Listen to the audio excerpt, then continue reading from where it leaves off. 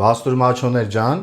հնդկահավի եւ հավի կրծքամսերը մնացին 1 օր պրեսի տակ, հիմա հանենք պրեսից։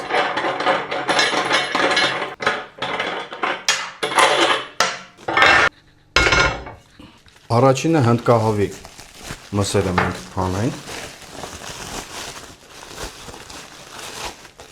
Պրեսի մեջ մնացել է 1 օր, ինքը լավ ամրացել է, տեսքն էլ շատ լավ ստացել ենք։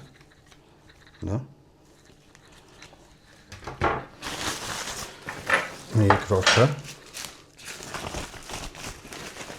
փաթաթելու արդյունավետությունը հենց սրա մեջ է իմաստը։ Երկրորդ կտորը հնդկահավի բարակությունն էլ է շատ լավ, տեսքն էլ, ամրությունն էլ։ Ինքը կողքից տենց ականջ պոչ չունի, ավելնորդ միշտ չկա կողքից։ Հիմա մեր հավի կրծքամսերն ենք ցույց տալիս։ Ահա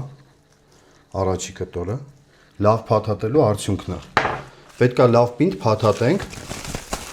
հետևորդներ ջան։ Ամուր երկրորդ կտորը։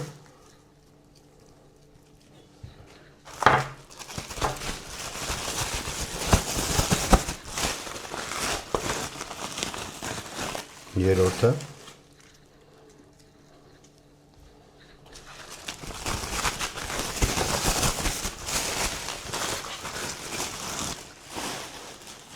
Չորրորդ կտորը եւ վերջապես մեր 5-րդ հավի կրծքամսը։